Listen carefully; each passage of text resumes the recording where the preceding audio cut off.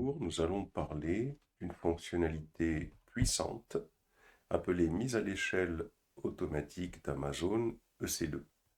C'est l'autoscaling.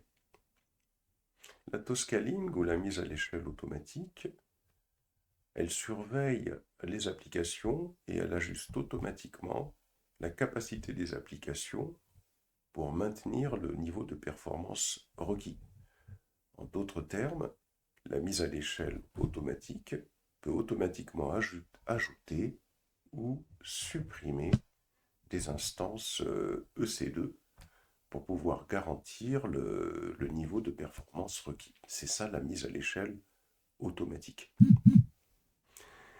On va supposer par exemple, pour prendre un exemple concret, on suppose qu'on a une application de commerce électronique qui serait hébergée sur deux instances EC2, sur le cloud AWS,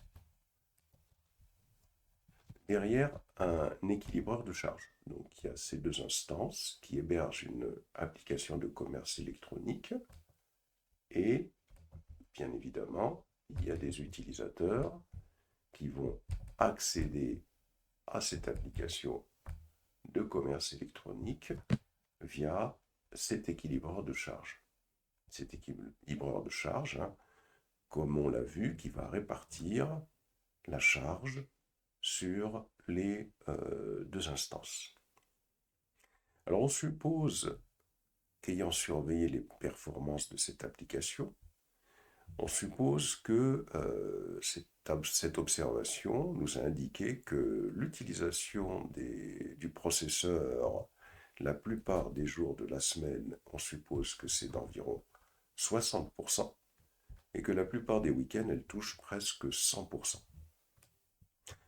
Donc, une des solutions, une fois qu'on a vu cela, pour résoudre ce problème, puisque comme on l'a expliqué, un équilibreur de charge a réparti la charge sur les instances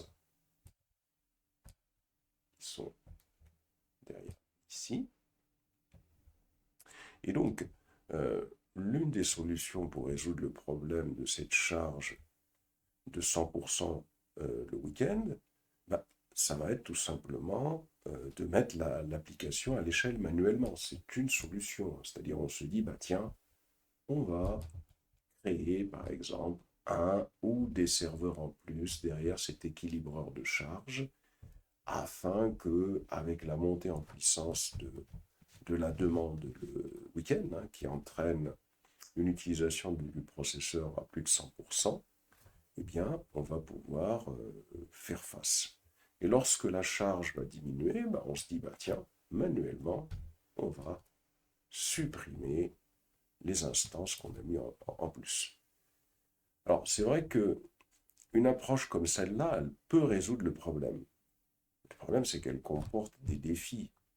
Premièrement, tous les week-ends ne sont pas identiques, c'est-à-dire qu'il peut y avoir des jours de la semaine où l'utilisation du processeur peut atteindre 90%, et donc il faudrait faire le même rituel les jours de la semaine. Et puis il y a peut-être certains week-ends où l'utilisation, elle diminue, elle est que de 50%. Et donc quand cette utilisation est de 50%, pourquoi ne pas retomber sur un seul processeur pour économiser de l'argent et économiser des coûts. Donc le problème, c'est qu'une approche manuelle pour mettre en place la haute disponibilité, euh, avec l'autoscaling, c'est quelque chose qui n'est pas possible d'être effectué manuellement parce qu'il n'y a pas de modèle prévisible et une surveillance constante est donc nécessaire. Donc ça, c'est peut-être la première des conclusions que l'on peut faire concernant l'autoscaling. Alors déjà, il est intéressant d'en retenir une définition. Si, définition de l'autoscaling.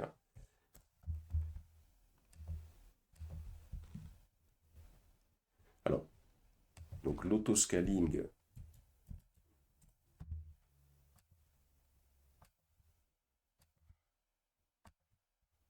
l'autoscaling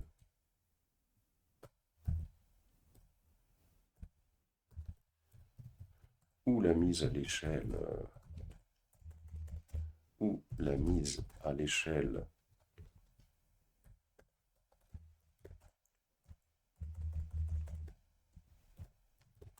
automatique des applications, hein, ajuste automatiquement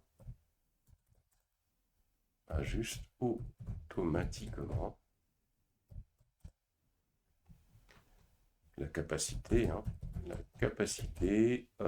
pour maintenir le niveau de performance requis. Ça, c'est une définition générale de l'autoscaling pour maintenir le niveau de performance requis.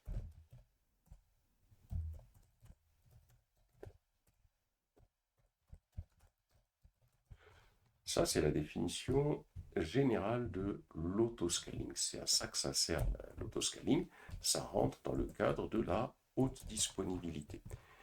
Et là, il y a une chose très importante dans le cadre de l'autoscaling que l'on vient de voir, hein, c'est qu'il n'y a pas de modèle prévisible et une surveillance constante est donc nécessaire pour pouvoir mettre à l'échelle notre application.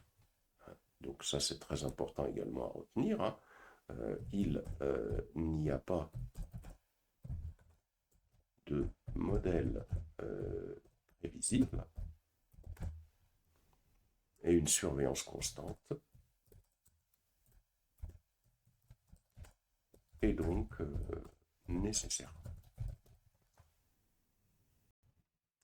Alors de plus, si on revient sur notre schéma et on suppose que derrière cet équilibreur de charge, notre application de commerce électronique, elle est desservie par deux instances par exemple, on a un autre problème, on a un autre défi pour la mise à l'échelle de notre application. L'autre défi, c'est un élément qui est lié à la santé des instances. Qu'est-ce qui se passe si, par exemple, on a une ou plusieurs instances qui tombent en panne? Supposons que cette instance-là tombe en panne. Donc ça, c'est quelque chose qui n'est pas prévisible du tout. Ça, c'est pas quelque chose qu'on va surveiller constamment pour pouvoir manuellement mettre à l'échelle notre infrastructure. Pour résoudre ce problème, il n'y a qu'une seule solution. On a besoin d'un mécanisme qui surveille l'intégrité des instances. C'est-à-dire que dès qu'une instance est out, tombe en panne, elle doit immédiatement être remplacée par une instance saine qui va prendre le relais. Et ça ne peut se faire que par le biais d'une surveillance automatique, et celle-là, bien évidemment, elle est à haut temps, c'est-à-dire qu'elle va être tout simplement détruite.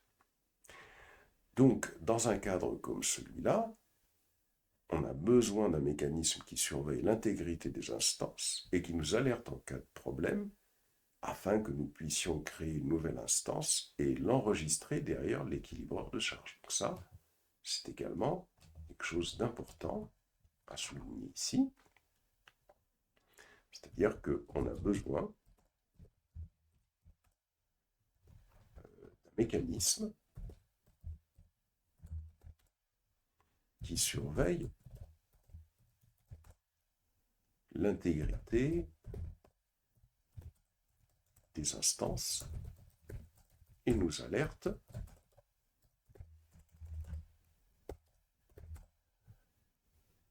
en cas de problème.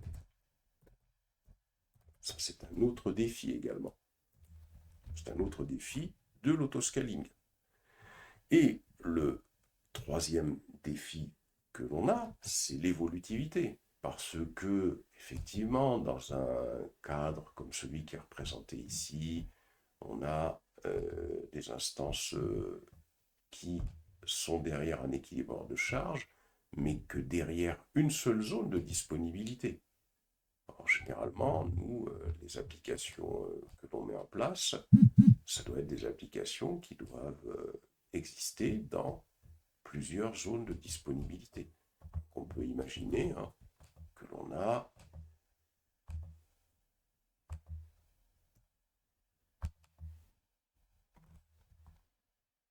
imaginer que nous avons dans une autre zone de disponibilité d'autres serveurs. On a comme ça une infrastructure qui est répartie.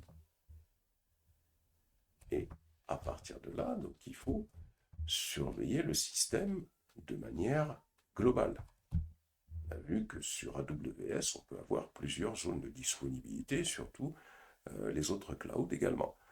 Donc cette approche de mise à l'échelle manuelle dont on a parlé, ça fonctionnerait pour quelques serveurs, 2 ou 3 serveurs, mais dans le cadre d'une application globale qui serait hébergée dans plusieurs régions avec de nombreux serveurs, la surveillance manuelle et la mise à l'échelle vont être un véritable défi. Et donc, la clé de la gestion de ce problème, c'est l'automatisation, et c'est là que la mise à l'échelle automatique, elle entre en jeu et qu'elle intervient. Ça aussi, c'est quelque chose qui mérite d'être retenu et souligné, à savoir que ici, le troisième, un autre défi concerne l'évolutivité dans le cadre, par exemple,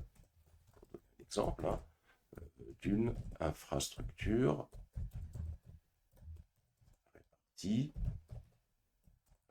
sur plusieurs zones de disponibilité. Et donc, après avoir mis en évidence ces différentes considérations, on voit que la clé de la gestion de ce problème, c'est l'automatisation. Et c'est là que la mise à l'échelle automatique, elle entre en jeu. C'est-à-dire que la mise à l'échelle automatique, elle va garantir qu'on dispose du nombre correct de serveurs, d'instances à chaque fois pour gérer la charge de notre application. Il s'agit d'une configuration unique, puis la mise à l'échelle se produit automatiquement. Et l'autoscaling utilise des stratégies de mise à l'échelle pour arrêter ou lancer des instances en fonction de la charge sur notre application. Donc la définition de l'autoscaling, définition générale, c'est ça, c'est-à-dire que la mise à l'échelle automatique, comme on l'a dit, au-dessus garantit qu'on dispose du nombre correct d'instances, mais surtout, un point important, c'est que l'autoscaling, dernier point important à retenir, c'est que l'autoscaling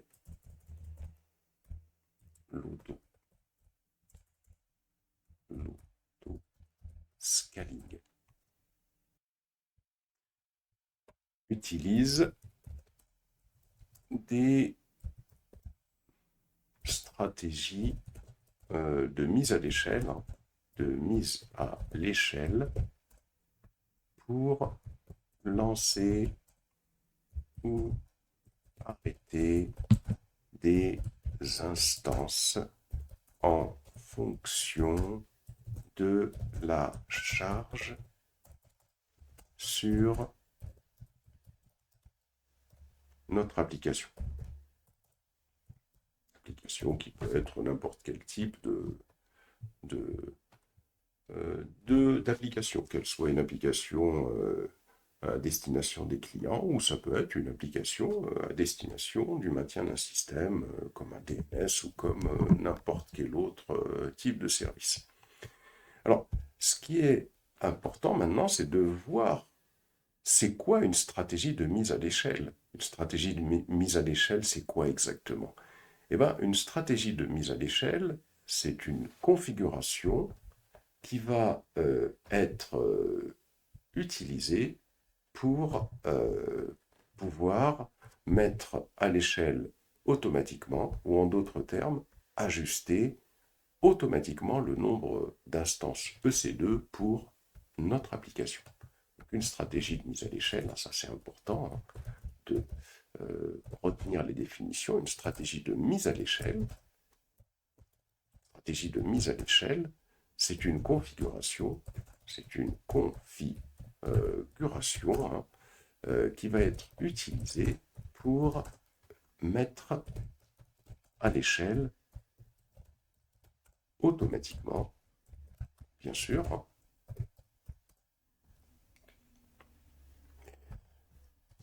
voilà, c'est-à-dire que l'idée c'est qu'elle va ajuster automatiquement notre application.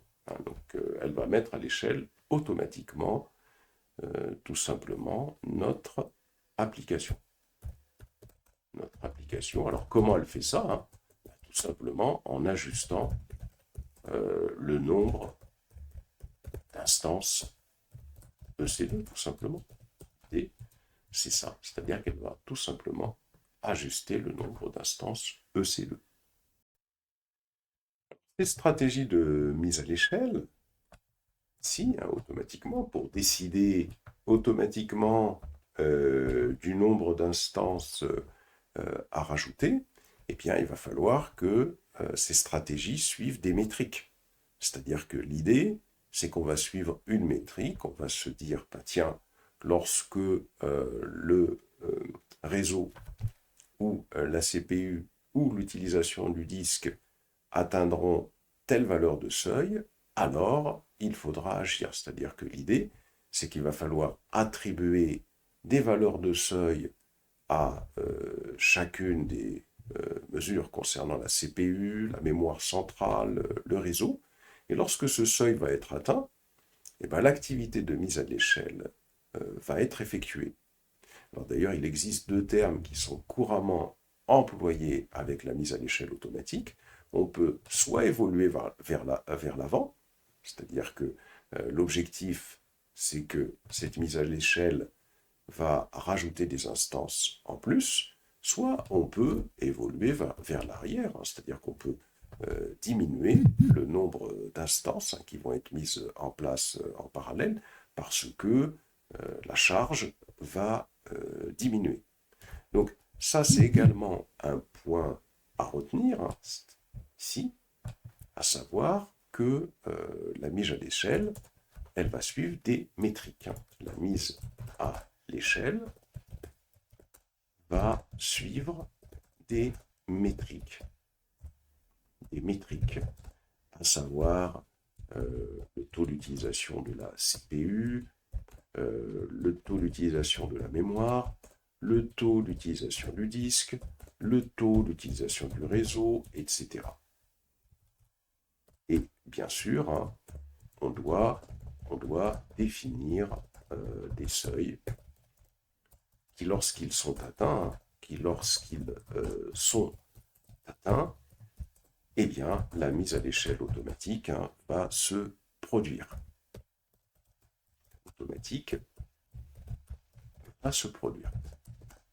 C'est important déjà de comprendre le principe général, parce que lorsqu'on comprend le principe général, on a la démarche qu'il va falloir donc utiliser pour mettre la mise à l'échelle automatique en œuvre. Alors justement, comment ça se passe la configuration de la mise à l'échelle automatique? Si on revient sur notre schéma, ici, pour comprendre comment la configuration va se mettre en œuvre, l'idée qui est proposée par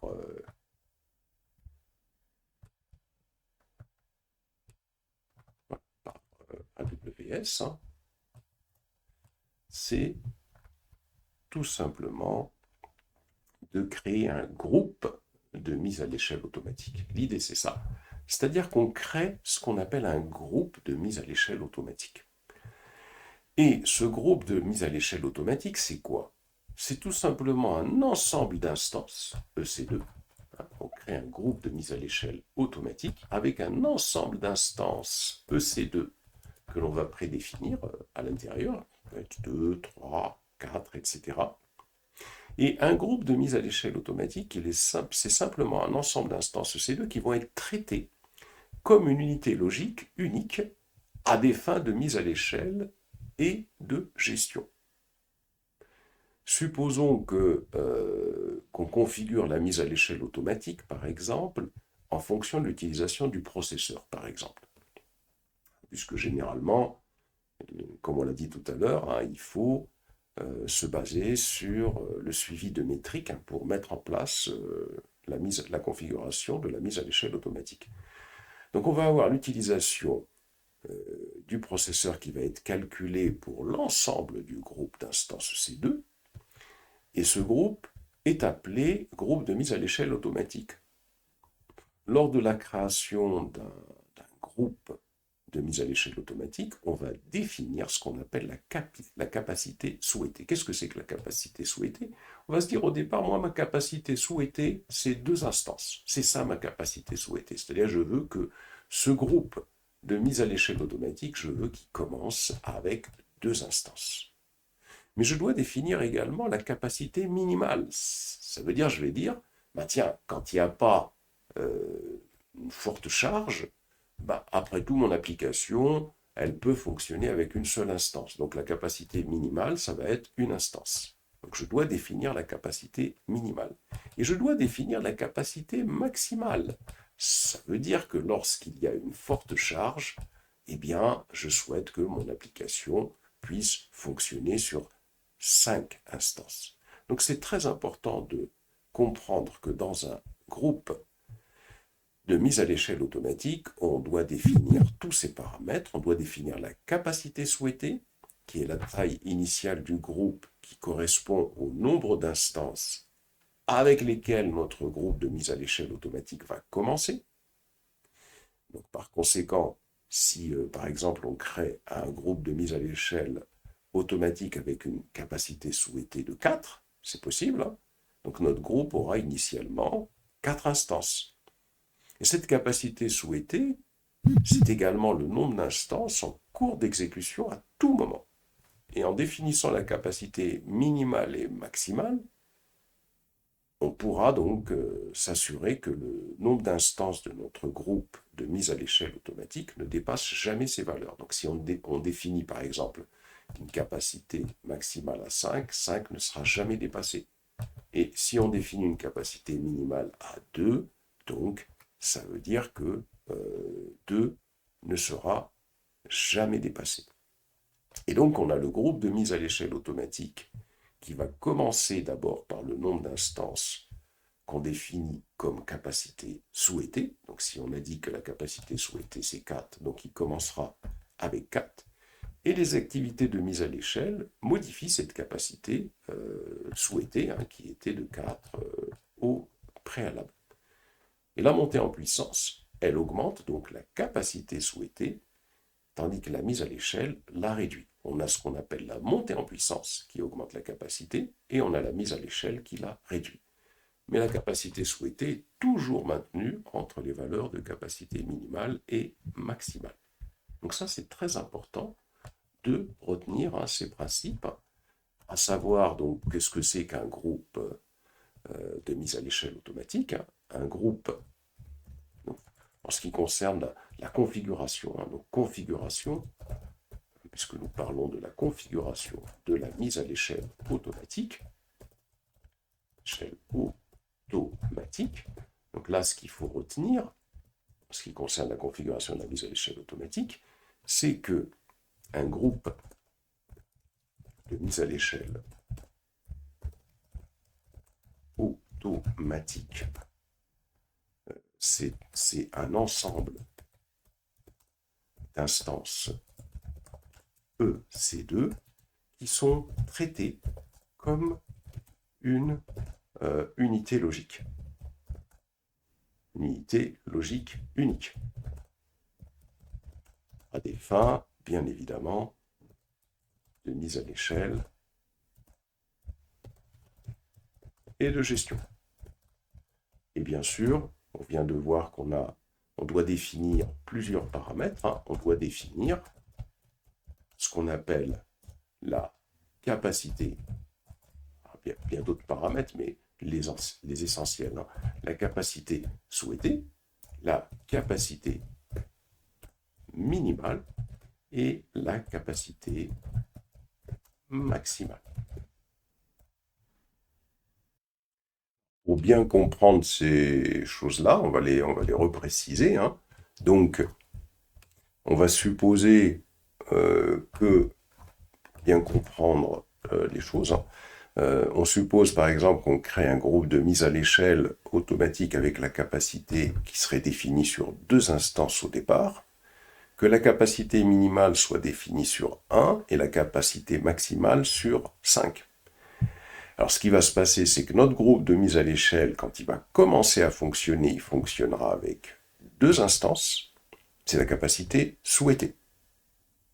Et ensuite, si jamais il y a une forte charge, le groupe, donc il y avait initialement 2 instances, eh bien, il va pouvoir augmenter automatiquement jusqu'à ce qu'il ait la capacité maximale de 5 instances. Et ensuite, bien évidemment, cette capacité maximale, elle va pouvoir être réduite jusqu'à ce qu'on revienne à la capacité minimale qui, elle, est de 1, si on la définit à 1. Et de plus, si on a notre groupe de mise à l'échelle automatique, suppose qu'il y a 4 instances dans ce groupe de mise à l'échelle automatique parce que on est arrivé à le mettre à l'échelle avec 4 instances, parce qu'on en a besoin à cause de la montée en charge. Supposons qu'il y a une instance malsaine qui va être détectée, et bien cette instance malsaine va être remplacée par une instance saine. Donc c'est comme ça que va fonctionner notre groupe de mise à l'échelle automatique. De plus, avec un groupe de mise à l'échelle automatique, il y a de nombreuses options qui sont disponibles pour mettre à l'échelle nos instances. Par exemple, on peut imaginer qu'on a un groupe de mise à l'échelle automatique qui commence avec une capacité souhaitée à 2 instances. Une option consisterait à conserver les niveaux d'instances actuels, à le conserver à 2. Ça, c'est quelque chose qui est utile lorsqu'on a une charge constante pour notre application. Le groupe de mise à l'échelle automatique, il va surveiller l'intégrité des instances et il remplacera celles qui ne sont pas intègres pour maintenir le niveau qui est souhaité. Donc on a cette option possible. On a une autre option qui est possible, qui consiste à mettre à l'échelle manuellement. C'est-à-dire qu'imaginons que vous mettiez un groupe de mise à l'échelle automatique en place. Eh bien, une option va consister à le mettre à l'échelle manuellement. C'est-à-dire qu'on va provoquer manuellement la montée en puissance parallèle, ou la mise à l'échelle du groupe de mise à l'échelle automatique. C'est-à-dire qu'on va faire en sorte de simuler une forte charge pour justement qu'il monte jusqu'à la puissance maximale, jusqu'à la capacité maximale. Et on peut diminuer la charge pour qu'il diminue jusqu'à la capacité minimale. Alors cette option de mise à l'échelle manuelle, elle peut être utile à des fins de test ou lorsqu'on souhaite travailler qu'avec quelques serveurs. Une autre option, elle, va consister à mettre à l'échelle en fonction d'un calendrier. Donc là déjà, on peut aller inscrire ces options. Très important de savoir qu'il y a ces options. Ça, c'est la capacité. La capacité souhaitée, c'est celle avec laquelle démarre. Ça, c'est la capacité souhaitée. La capacité minimale, c'est le nombre minimal d'instances. EC2. EC2. Et ici, c'est le nombre maximal d'instances. EC2. Ensuite, on a dit qu'il y a plusieurs options disponibles avec les groupes de mise à l'échelle automatique. Il y a d'abord, on a dit, une option qui consiste à conserver les niveaux d'instance actuels, conserver les niveaux d'instance actuels. Ça, c'est en cas de charge constante. Une autre option, c'est la mise à l'échelle manuellement.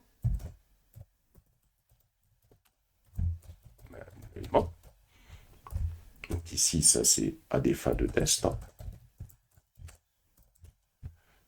Ici, c'est en cas de charge constante pour l'application. Ensuite, on a une autre option possible, c'est la mise à l'échelle en fonction d'un calendrier. C'est-à-dire que ça, c'est utile lorsqu'on a la charge de notre application qui a un modèle prévisible. Par exemple, on peut supposer qu'on a une faible utilisation en dehors des heures de bureau, et là, on serait par exemple à 2 instances, et qu'on a une utilisation accrue le week-end, et là, on va tout simplement augmenter le nombre d'instances.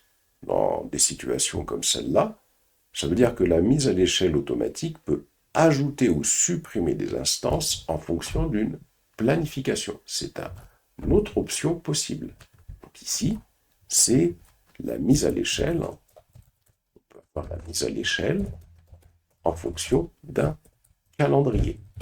En fonction d'un calendrier.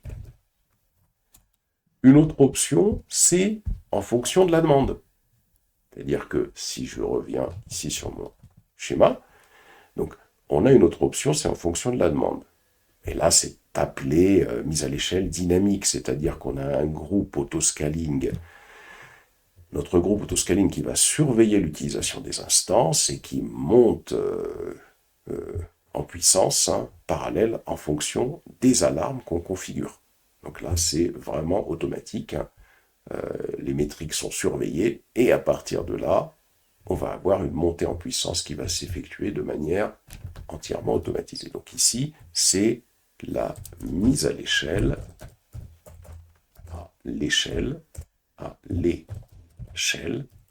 en fonction de la demande. On a ce qu'on appelle la mise à l'échelle prédictive. Mise à l'échelle prédictive, ça veut dire quoi? Ça veut dire que les flux de trafic quotidiens et hebdomadaires ont été analysés et qu'en fonction de cette analyse, il y a des fonctions statistiques qui ont été utilisées pour déterminer les moments où on va avoir une charge qui va obliger à une montée en puissance ou une charge qui va diminuer et nous permettre de revenir à un nombre d'instances inférieur. C'est ce qu'on appelle la mise à l'échelle prédictive. C'est-à-dire que c'est prévu en fonction de l'analyse d'un historique. Donc c'est ce qu'on appelle la mise à l'échelle prédictive. C'est-à-dire qu'en fonction de l'analyse des flux, tout ça est fait par des fonctions mathématiques qui sont intégrées sur la plateforme, eh bien, on en déduit les moments où la charge va être augmentée ou diminuée. À partir de là, bien sûr, des actions vont être prises et mises en œuvre.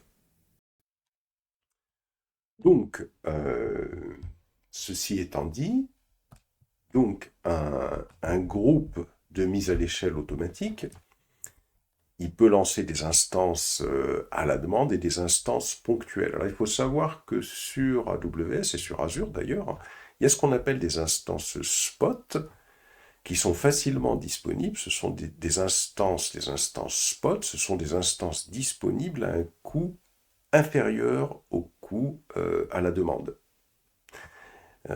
Et donc, ça permet de pouvoir utiliser des ressources AWS qui sont moins chères. Le problème, c'est que les instances spot, comme AWS les fait à un coût inférieur lorsqu'il constate qu'il n'y a pas une forte demande des autres clients sur toutes les ressources AWS, il faut savoir que si vous utilisez une instance spot, elle peut être récupérée par AWS s'il en a besoin. Hein. Donc ça, il faut le savoir, hein. C'est important, mais savoir que, par exemple, dans le cadre éventuellement d'une instance qu'on veut utiliser ponctuellement, on peut peut-être utiliser une instance spot. Une instance spot, hein, c'est une instance, disponible qui est inférieure dont le coût, hein, dont le coût est inférieur à celui des instances à la demande, c'est-à-dire un coût normal, hein, instance à la demande. C'est important de savoir que ces instances spot existent. Hein.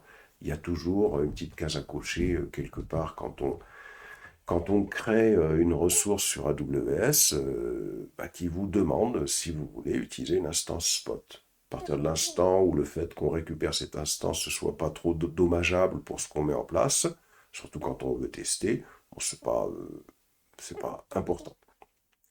Alors, de plus, donc on vient de voir, en fin de compte, qu'un groupe de mise à l'échelle automatique, c'est un composant qui peut être configuré pour enregistrer de nouvelles instances derrière un équilibreur de charge, hein, généralement. Et il faut comprendre quels sont maintenant les avantages de la mise à l'échelle automatique. Quels sont les avantages? Alors, les avantages de la mise à l'échelle automatique, hein, pour en citer au moins 3, avantages de la mise à l'échelle automatique.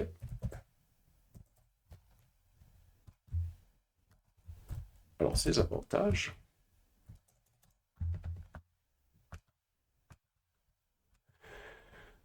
le numéro 1 de ces avantages, c'est que la mise à l'échelle, c'est une mise à l'échelle rapide, puisque la mise à l'échelle automatique, elle est beaucoup plus rapide que la mise à l'échelle manuelle. Et elle fournit également une expérience unifiée pour chaque activité de mise à l'échelle. C'est la même façon de procéder. Ça qui est bien. Donc, d'abord, c'est la mise à l'échelle rapide. Hein. Ça, c'est le premier avantage. Échelle rapide. Et une expérience unifiée. Ça veut dire qu'on procède de la même manière avec le groupe automatique, avec le groupe de mise à l'échelle, pardon. C'est toujours la même démarche, la même façon de procéder, donc c'est facile. Le deuxième avantage, c'est la tolérance aux pannes, hein, puisque la mise à l'échelle automatique remplace les instances non intègres par des instances saines, et ça permet à notre application d'être tolérante aux pannes. C'est la tolérance aux pannes. C'est important. Et enfin, un autre avantage, hein, c'est qu'avec la mise à l'échelle automatique, on a des applications qui vont bénéficier d'une meilleure disponibilité. Parce que la mise à l'échelle automatique, elle garantit qu'on va disposer toujours du nombre correct d'instances et du niveau de performance requis.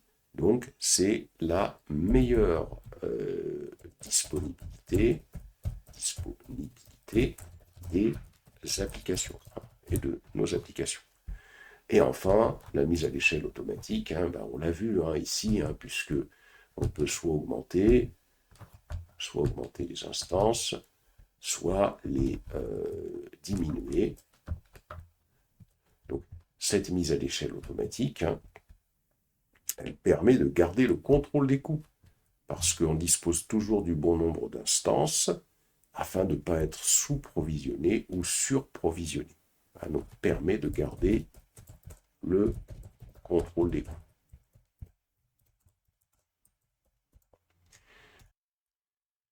La véritable puissance de la mise à l'échelle automatique réside dans la mise à l'échelle dynamique, c'est-à-dire que tout se fait dynamiquement, rien ne va se faire manuellement, pas de planification, rien du tout.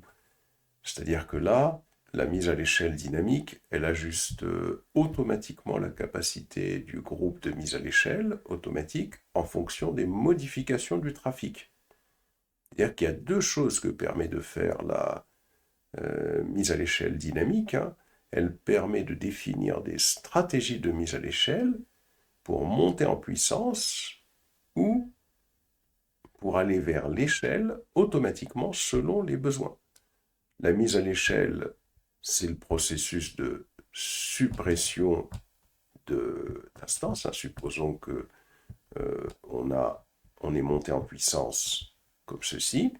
Ce qu'on appelle la mise à l'échelle, c'est le processus de suppression ou c'est le processus de terminaison d'instances.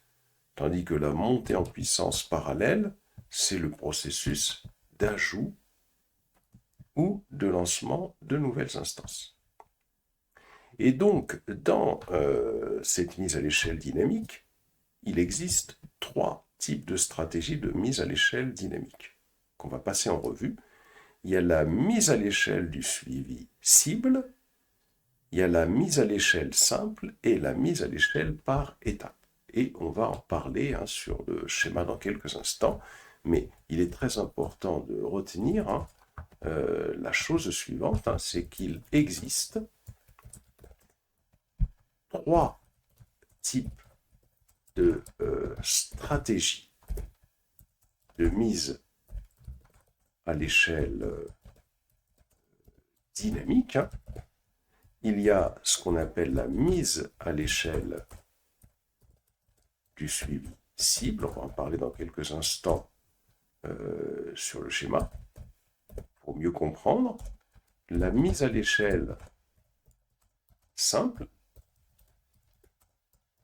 et il y a ce qu'on appelle la mise à l'échelle par étape. C'est-à-dire que quand on met en place une stratégie de mise à l'échelle dynamique, eh bien, il va falloir faire un choix.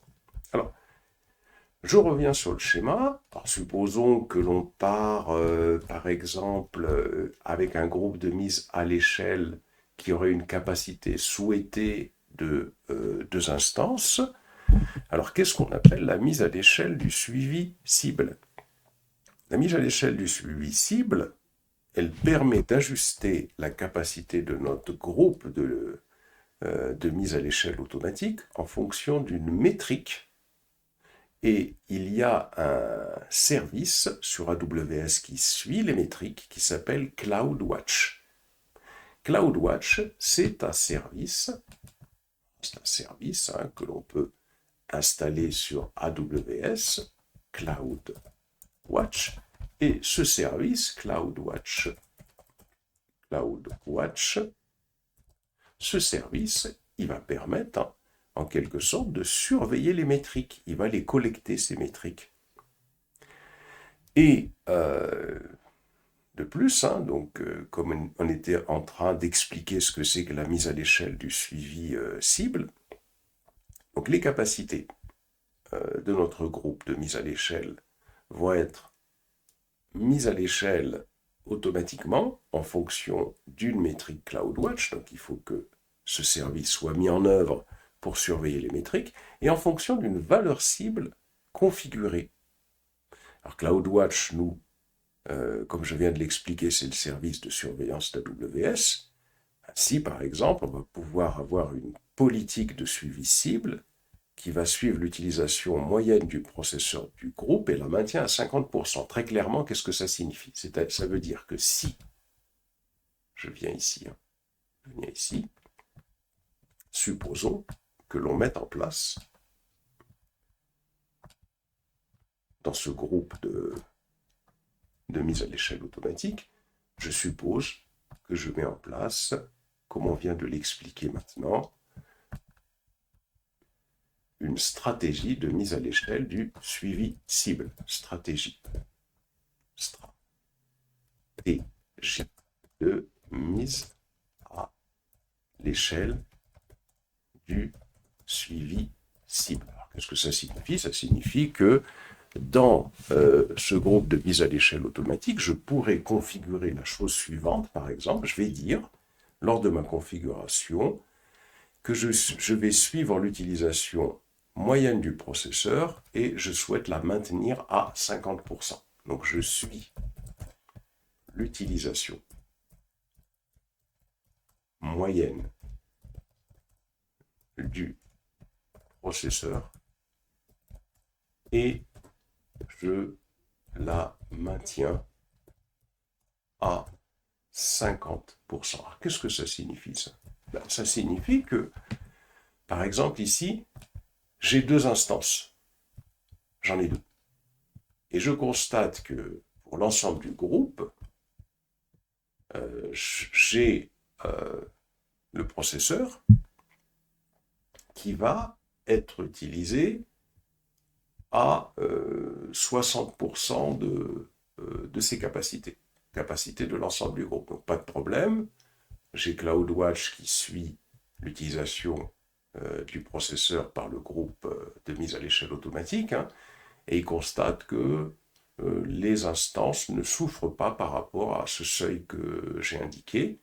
Je suis par exemple à 40% d'utilisation du processeur. Donc, tant que je serai en deçà de ce seuil que j'ai déterminé, ici, pas de problème, les instances vont rester en l'état, c'est-à-dire avec la configuration où j'aurai deux instances pour l'instant. Et puis, supposons que ce seuil soit dépassé. C'est-à-dire que, l'utilisation, on va la mettre ici, tiens, pour essayer de bien comprendre. On va mettre un petit quelque chose ici. Supposer que cette utilisation que CloudWatch surveille, on suppose que pour l'instant, elle est à 40%.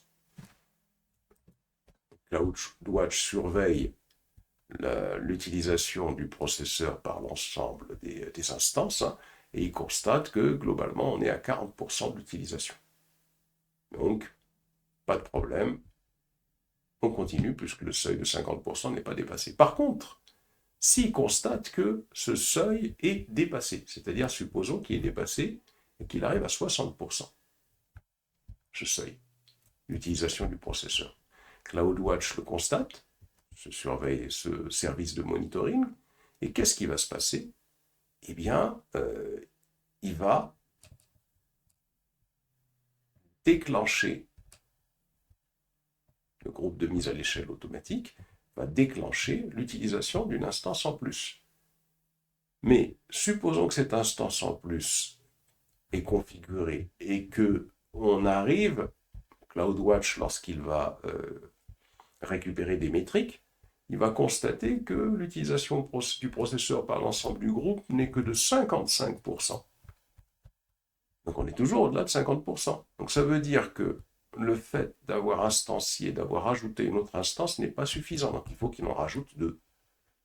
Si on voit que lorsqu'il en rajoute deux, on arrive à 51% de l'utilisation du processeur, il faut qu'il en rajoute une troisième. C'est ça que la mise à l'échelle du suivi cible. Ça veut dire que ça permet d'ajuster la capacité de notre groupe de mise à l'échelle automatique en fonction d'une métrique CloudWatch, que l'on définit ici, qui est la surveillance du processeur, et en fonction d'une valeur cible configurée. Alors, bien évidemment, ce qu'on peut faire, on peut utiliser plusieurs stratégies de mise à l'échelle de suivi cible ensemble. C'est-à-dire qu'on peut, par exemple, décider que, ok, on souhaite effectivement suivre l'utilisation moyenne du processeur et la maintenir à 50%, Mais peut-être que l'on souhaite également suivre l'utilisation de la mémoire, de l'AMC, et la maintenir à, par exemple, 70%. Donc on peut définir plusieurs stratégies de mise à l'échelle de suivi de cibles ensemble, à condition, bien évidemment, que chacune utilise une mesure différente. Donc, comme on vient de le faire montrer ici, par exemple. Alors, concernant plutôt les stratégies de mise à l'échelle du suivi des cibles, il y a 4 mesures qui sont prises en charge.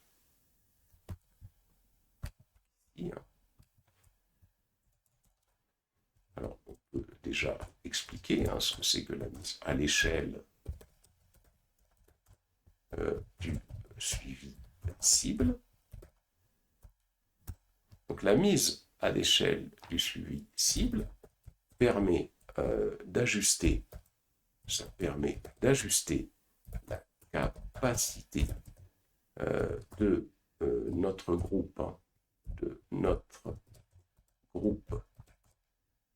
de mise à l'échelle automatique, en fonction d'une métrique CloudWatch. En fonction d'une métrique CloudWatch. Donc c'est ça la définition, tout simplement. Et là, il y a ce qui est important, c'est quelles sont les mesures qui sont prises en charge par justement le suivi cible. Il y en a 4. Il y a une métrique qui est la métrique ASG, Average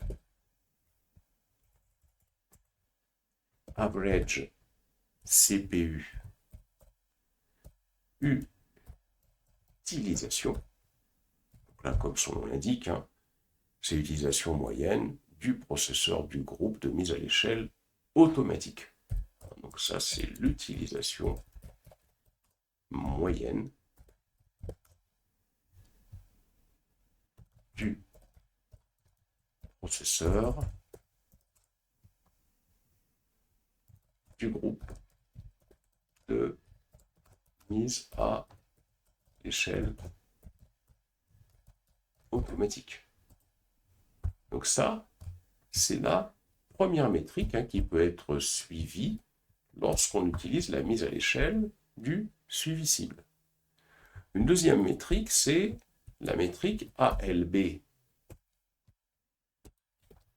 Request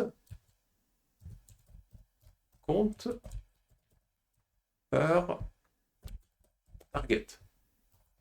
Comme son nom l'indique, ici, c'est le nombre moyen de demandes d'équilibrage de charge d'application. C'est le nombre moyen de demandes d'équilibrage de charge d'application par cible enregistrée.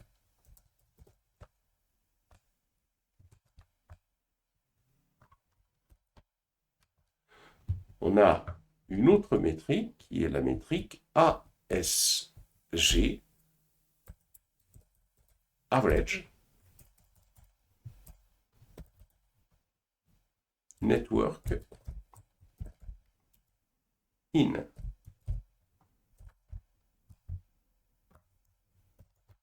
Et là, comme son nom l'indique, il s'agit du nombre moyen d'octets reçus par une instance sur toutes les interfaces. Donc c'est le nombre moyen d'octets reçus par une instance sur toutes les interfaces. Et enfin, on a une dernière métrique qui est la métrique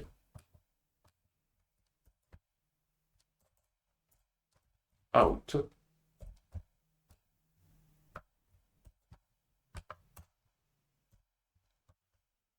ça va correspondre au nombre moyen d'octets envoyé à partir d'une instance sur toutes les interfaces. C'est l'inverse, hein, c'est le nombre moyen d'octets envoyés à partir d'une instance sur toutes les interfaces.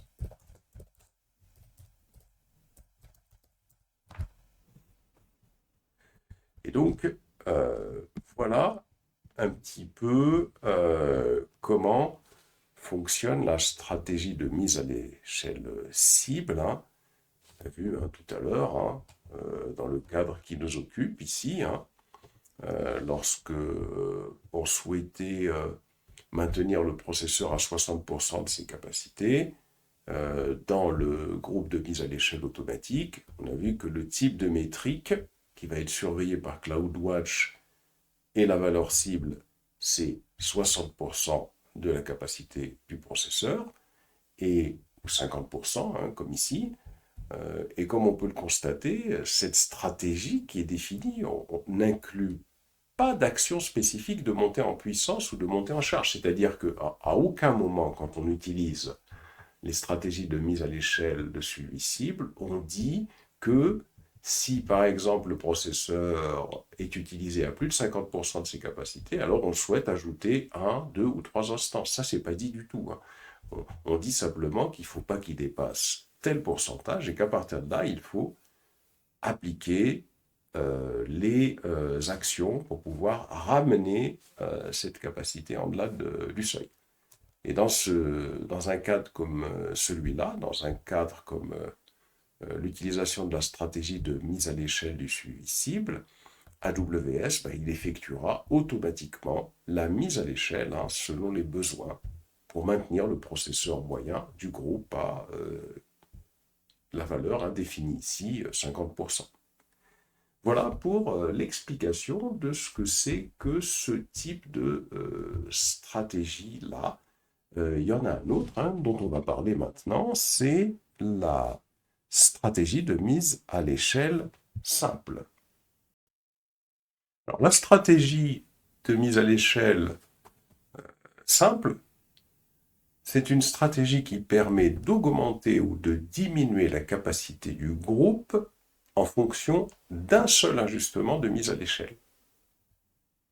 Ça veut dire quoi? Ça veut dire tout simplement que ici, c'est un autre type de stratégie de mise à l'échelle qui va être utilisée, c'est la stratégie de mise à l'échelle simple. Et cette stratégie de mise à l'échelle simple va se baser uniquement sur un seul ajustement de mise à l'échelle. C'est-à-dire que l'ajustement de mise à l'échelle est basé sur des seuils définis sur la lame CloudWatch. Exemple concret. Par exemple, on va dire, tiens, que si le seuil de 50% d'utilisation de l'UC est dépassé, alors, qu'est-ce qu'il faudra qu'on fasse? Alors, on ajoute une instance. On ajoute une instance, ou deux, ou trois. Bon, on ajoute une instance. C'est-à-dire qu'on va définir les choses de cette manière-là. Alors, voyons les différences par rapport à tout à l'heure. Déjà, elles sont flagrantes, hein, parce que sur la stratégie précédente, on ne définissait pas le nombre d'instances à rajouter. Ici, on définit spécifiquement. Donc, on a CloudWatch qui va surveiller ce seuil de 50%, surveiller cette métrique. Hein. Tant que cette métrique n'est pas dépassée, donc il ne fait rien. Alors, ce qui va se passer, bien sûr, hein, s'il constate que cette métrique est dépassée, il va rajouter une instance, puisque c'est comme ça que c'est défini dans la stratégie de mise à l'échelle simple. Donc, on suppose que la stratégie de 50% est dépassée, alors, hop, une instance est rajoutée. Mais une fois qu'une activité de mise à l'échelle a été effectuée, comme dans ce cas-là, on vient de constater que l'UC, elle a dépassé 50%, c'est-à-dire qu'on est par exemple à 60%, et hop, qu'est-ce qui s'est passé? La stratégie qu'on a mis en place a rajouté une instance. Et donc, une fois qu'une activité de mise à l'échelle a été effectuée, la stratégie, qu'est-ce qu'elle va faire? Elle va attendre une petite période de refroidissement avant de répondre à des alarmes supplémentaires. L'idée, c'est quoi? L'idée, c'est que cette période de refroidissement va permettre d'empêcher des activités de mise à l'échelle supplémentaires pour laisser le temps aux effets de l'activité précédente d'être visibles. Qu'est-ce que ça signifie de refroidissement? Supposons que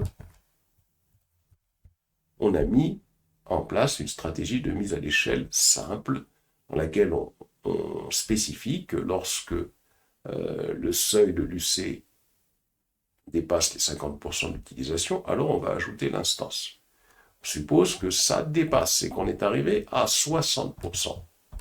On va avoir une UC supplémentaire qui va être mise en place. Mais le temps que cette UC se prépare, se mette en place et que des métriques soient remontées, peut-être que entre-temps, cette UC, cette instance, n'est pas encore entièrement opérationnelle. Et donc on risque de récupérer des métriques dans lesquelles les 60% sont atteints et on va encore rajouter une UC, une instance supplémentaire, alors que celle-ci, cette instance qu'on avait rajoutée précédemment, n'est pas entièrement opérationnelle encore.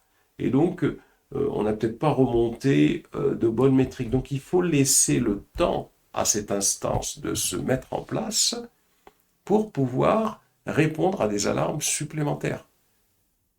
Si par exemple, si on a une activité de montée en puissance parallèle qui s'est produite en raison d'une utilisation élevée du processeur, eh bien, il faudra quand même quelques minutes à la nouvelle instance pour passer les vérifications de l'état, entrer en service et produire des mesures d'utilisation, puisque le temps qu'elle se mette en place, elle n'est pas encore entièrement opérationnelle.